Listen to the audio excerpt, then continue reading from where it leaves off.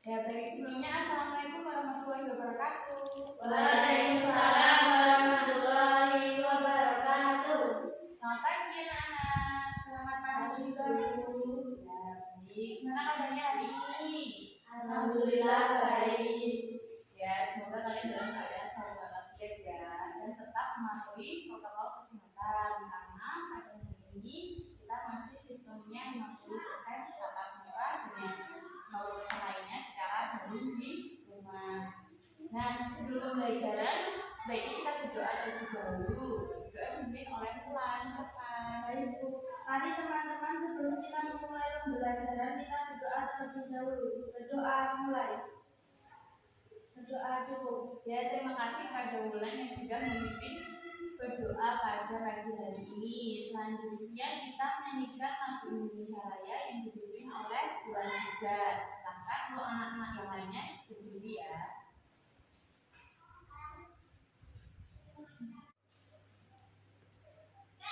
Hiduplah Indonesia Raya. 1, 2, 3. Nah, baik, terima kasih buat Wulan. Silakan duduk kembali anak-anak.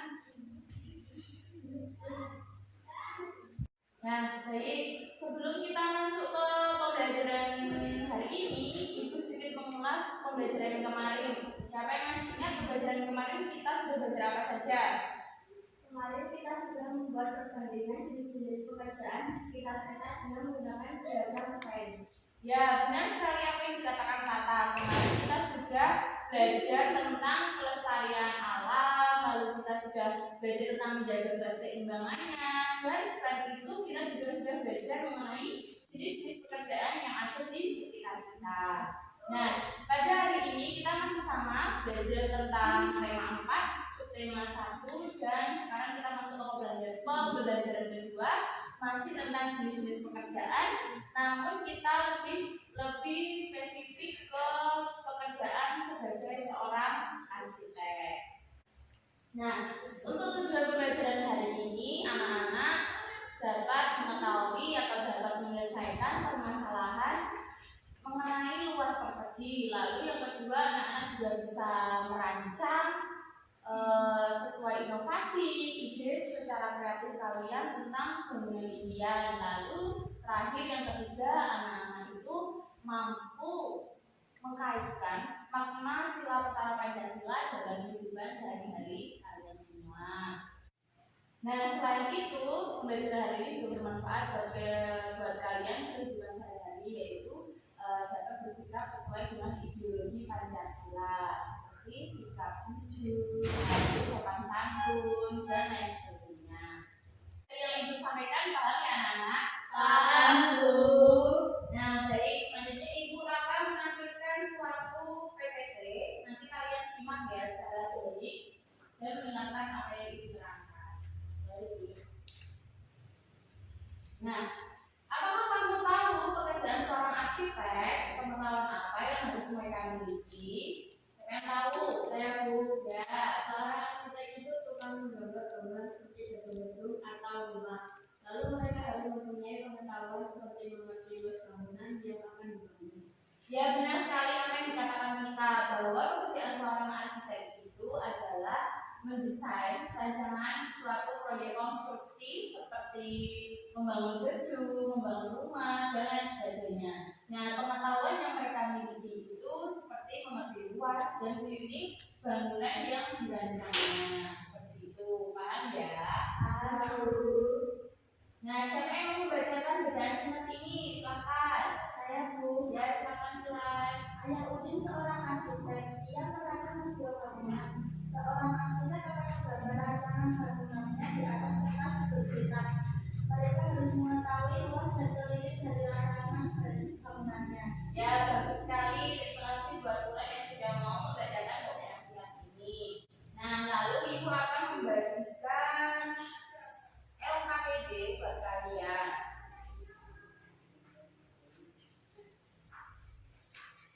Nah, nanti di sini kalian membuka halaman yang ayo mencoba. Potonglah kertas menjadi persegi satuan-satuan dengan panjang sisi 1 cm. Letakkan persegi satuan hingga menutupi seluruh permukaan persegi. Nah, di sini terdapat 4 soal. Nah, di sini Ibu ingin mengetahui kemampuan kalian sebelum Ibu ajarkan ya. Nanti setelah kalian mengerjakan, nanti Ibu akan membahas keempat soal ini. Nah, di sini Ibu ingin mengetahui apakah ketinggalan Anda sudah belajar atau belum. Nah, silakan kerjakan dulu selama 10 menit.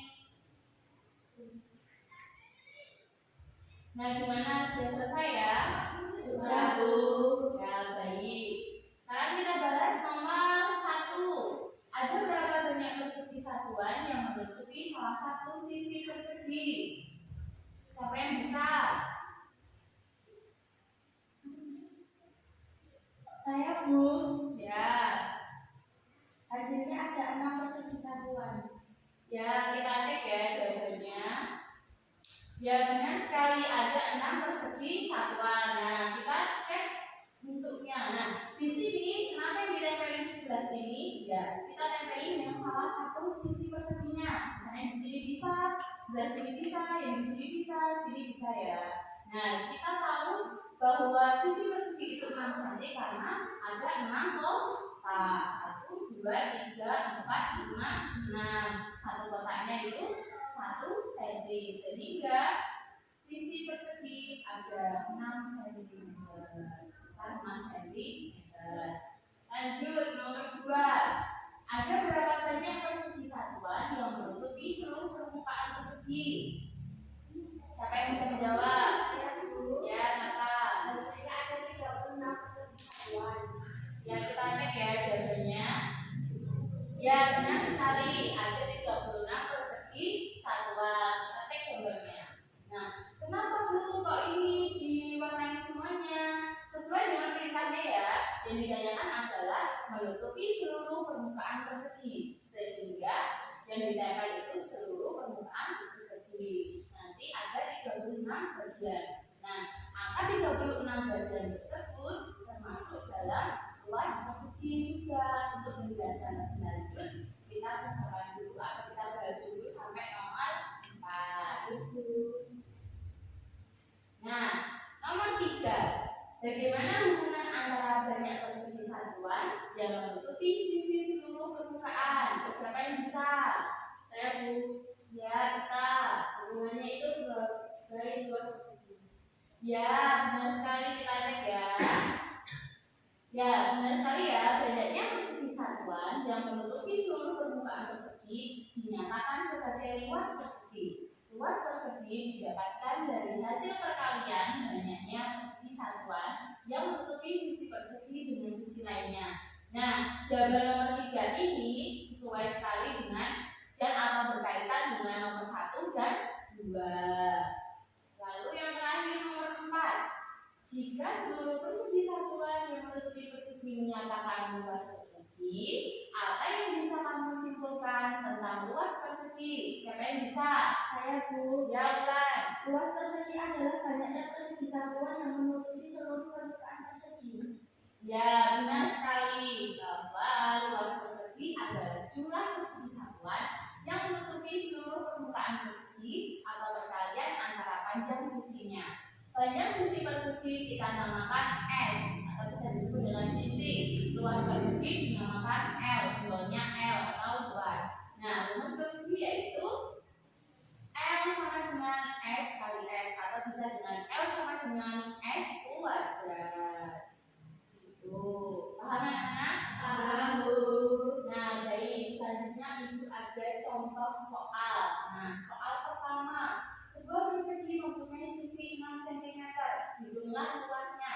Siapa yang bisa? Saya, Bu. Ya, bukan. Hasilnya 36 cm persegi. Ya, kita bisa menemukan 36 cm persegi. Caranya sisi kali sisi yaitu 6 kali 6 hasilnya 36. Ya, benar. Kita cek ya.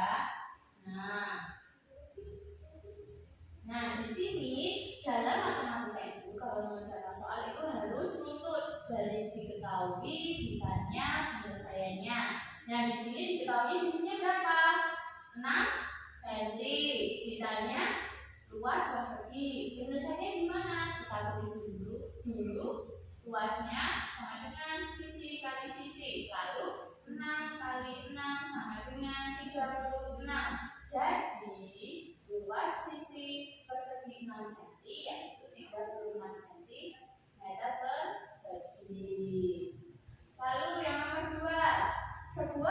persegi mempunyai luas 64 cm persegi. Hitunglah panjang sisinya. Siapa yang bisa menjawab? Saya guru. Ya, silakan kakak. Hasilnya 8 cm itu dari akar tambah 2 dari 64 cm. Ya, pintar sekali. Kita cek ya. Nah, seperti tadi ya, harus urut dari diketahui, ditanya, biasanya. Di sini diketahuinya apa? Luas persegi, besarnya berapa? 64 cm persegi. Ditanyanya apa? Panjang sisi persegi.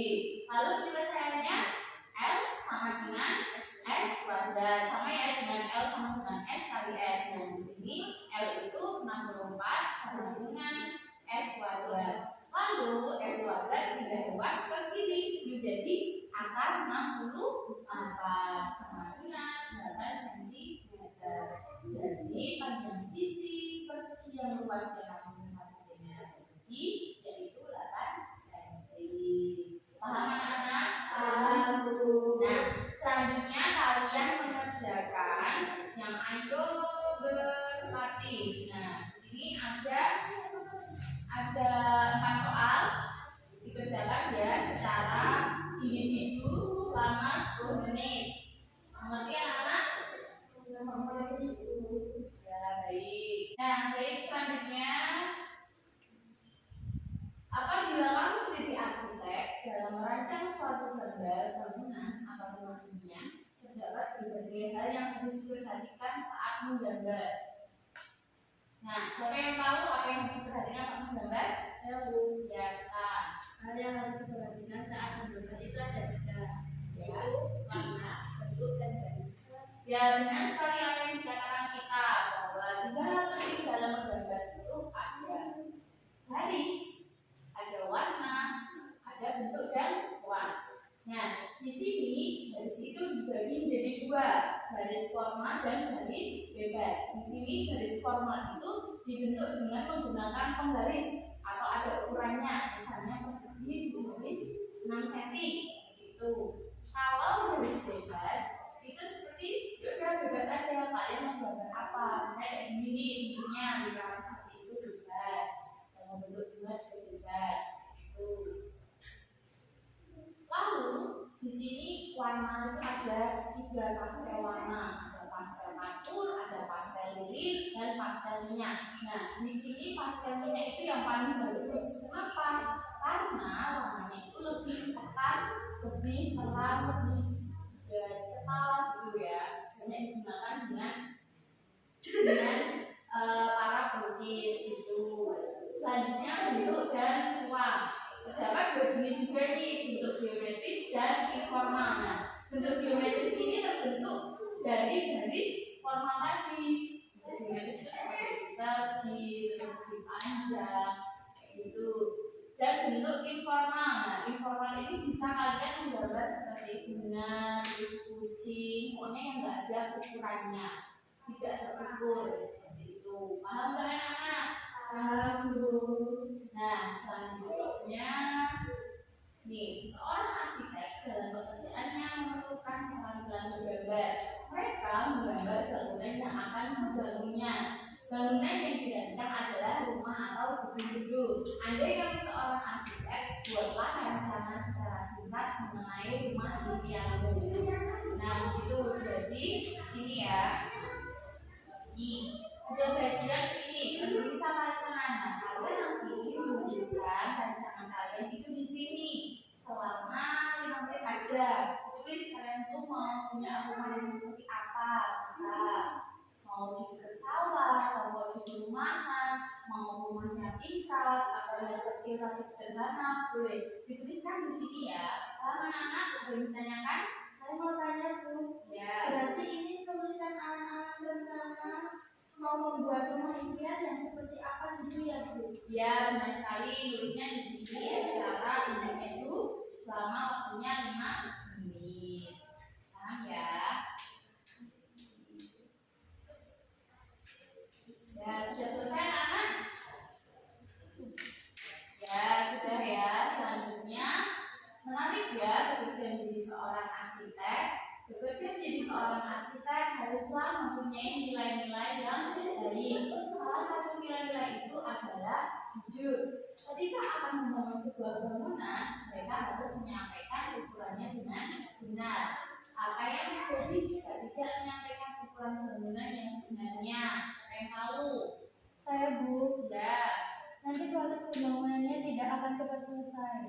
ya benar sekali apa yang dikatakan Desi. Proses pembangunannya itu tidak akan cepat selesai. Lalu apabila arsitek ini masih tahu ukurannya itu salah, nanti bisa aja roboh karena tidak sesuai dengan porsinya. Selain itu juga terjadi miskomunikasi antar pegawai atau antar para pak tukang gitu ya. Jadi bikin nggak cepat selesai di rumahnya. Itu paham ya? Nah, jujur merupakan salah satu sikap yang mencerminkan sila Pancasila. Ada yang tahu sila yang keberapa? Saya, Bu. Ya, kata Pertama. ya, benar sekali. Sila pertama Pancasila. Mengapa termasuk sila pertama Pancasila? Karena tidak ada agama yang mengajarkan kepada kita untuk berbohong kepada siapapun. Paham? Nah, sila pertama Pancasila itu berbunyi ketuhanan yang Maha Esa dan disimbolkan dengan simbol bintang. Simbol bintang ini diartikan sebagai cahaya kerohanian bagi setiap manusia. Makna sila pertama Pancasila dan contoh dalam kehidupan sehari-hari. Nah, sebenarnya makna sila pertama Pancasila itu ada 4. Namun di sini Ibu akan menjelaskan 2 saja dulu biar cepat selesainya. Yang pertama itu percaya dan yakin akunnya Tuhan. Contohnya percaya dan takwa kepada Tuhan yang Maha Esa sesuai dengan ajaran agama yang dianut masing-masing. Lalu makna yang kedua itu toleransi antar umat beragama dan sesama umat beragama. Contohnya saling menghormati dan menghargai antar umat beragama dan tidak saling mengganggu. Paham ya? Nah, selanjutnya kalian mengajarkan LKPJ yang ini. Ayo mencoba. Nah, di sini nanti Ibu akan membagikan suatu gambar. Nanti dipotong ya. Nih, nanti dipotong. Nah, di sini gambar ini nanti dicocokin kira-kira makna yang pertama itu gambarnya yang mana. Nanti ditempelin di sini. Waktunya 10 menit. Ada yang ditanyakan? Tidak. Nah, silakan berjalan dulu ya.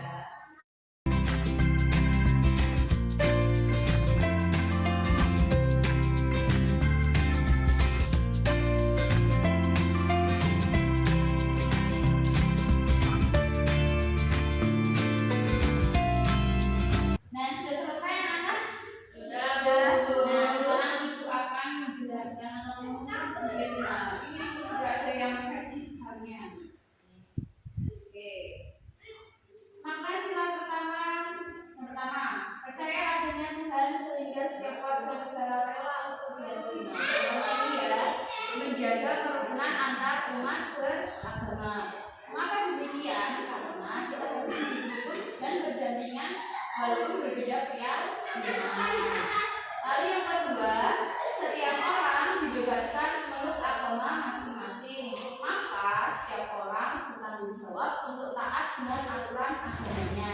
Contohnya ini seperti mereka melakukan kegiatan yang sesuai aturan keyakinannya masing-masing. Nah, kenapa yang nomor 2 ini contohnya seperti ini? Karena kita hidup berdampingan dengan perbedaan keyakinan ya, dan itu hidupnya itu menjadi lebih damai, terus kita juga bisa menjalin kerjasama walaupun berbeda-beda agamanya.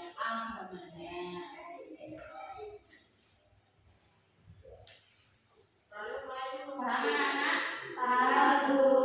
Nah, dari sekarang kita membentuk kelompok untuk mengerjakan yang ini. Ini ya. Dan buka KPQ-nya. Nah, kita berdiskusi satu kelompok itu 2 orang aja. Nah, nanti kalian mendiskusikan pendapat kalian mengenai berbagai gambar ini. Ada 5 gambar aja, yang 1 gambar ini contoh ya. Mendiskusikan pendapat kalian mengenai berbagai gambar yang ibu sediakan. Nah, di sini kalian tuh bisa berpendapat bahwa gambar ini itu termasuk sila Pancasila atau bukan, sila Pancasila atau bukan. Apabila tidak, alasannya apa, dan apabila bukan, itu alasannya apa. Nah, nanti kalau sudah selesai, kalian mempresentasikan dengan teman-teman kalian. Anak-anak, nah, baik. Apabila kalian sudah paham, sekarang ibu akan membentuk kelompok. Kelompok pertama bulan wanita, kelompok 2 ada Tata dan Desi. Silakan mengerjakan selama 10 menit. Sudah selesai anak-anak? Sudah Bu.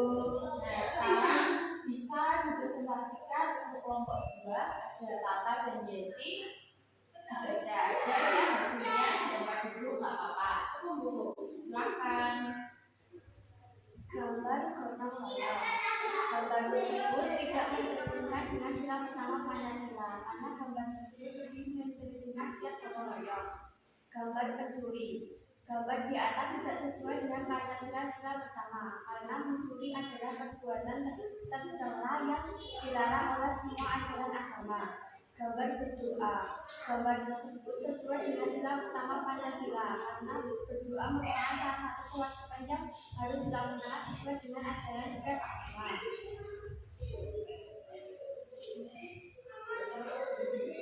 Gambar sedang di sawah. Gambar tersebut sesuai dengan sila pertama Pancasila karena menjaga dan mengolah sumber daya alam merupakan salah satu contoh sikap penerapan sila pertama, yaitu menjaga apa yang telah Tuhan berikan. Gambar olahraga sepak bola. Gambar tersebut sesuai dengan sila pertama Pancasila karena berolahraga akan membuat kita segar. Hal tersebut merupakan salah satu cara mensyukuri dan menjaga nikmat sehat yang telah Tuhan berikan. Ya, benar sekali. Tepuk tangan untuk kelompok 2 yang sudah berhasil hasil pekerjaannya. Nah, di sini apakah ada yang mau ditanyakan untuk kelompok 2 atau mau bertanya dengan ibu? Boleh, silakan. Siapa? Saya Bu. Ya, silakan kita. Saya masih bingung Bu terkait kok bisa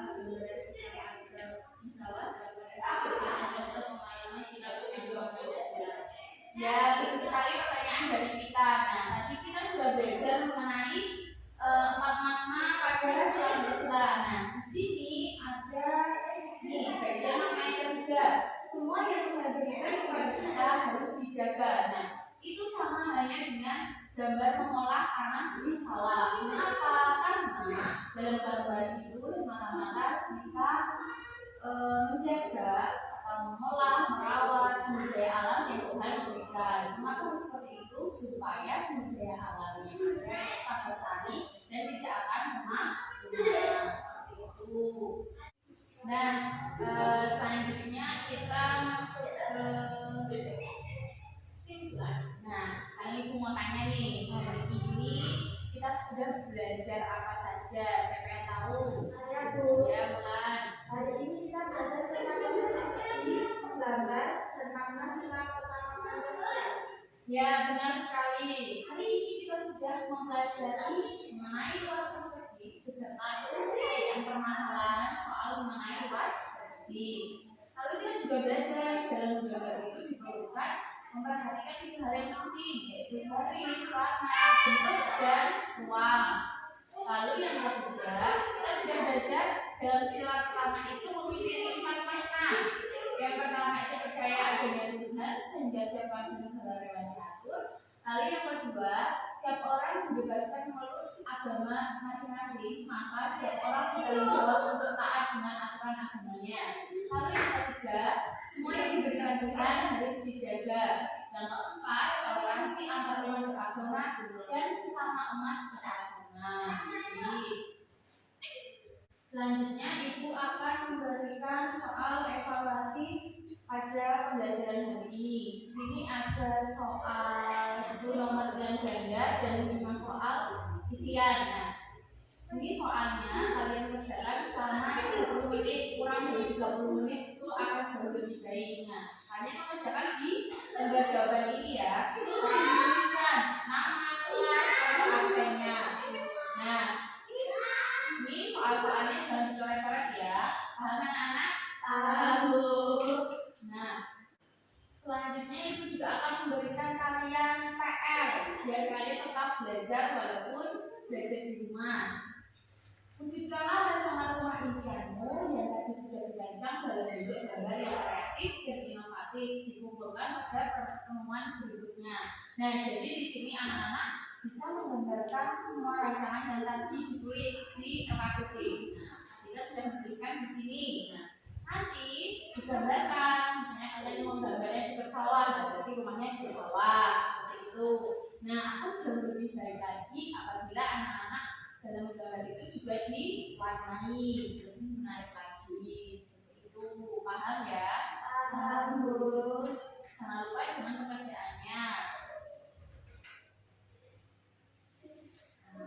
Sebelum Ibu akhiri pembelajaran materi ini, saya lakukan lagi berdoa di Mari teman-teman, sebelum kita pulang, kita berdoa terlebih dahulu. Berdoa mulai. Berdoa dulu. Dan terima kasih buat anak-anak. Semoga pembelajaran yang Ibu sampaikan dapat bermakna di kehidupan sehari-hari kalian dan tetap mematuhi protokol kesehatan ya. Semoga keadaan ini cepat membaik. Sekian yang dapat Ibu sampaikan. Kurang lebihnya mohon maaf. Wassalamualaikum warahmatullahi wabarakatuh. Waalaikumsalam.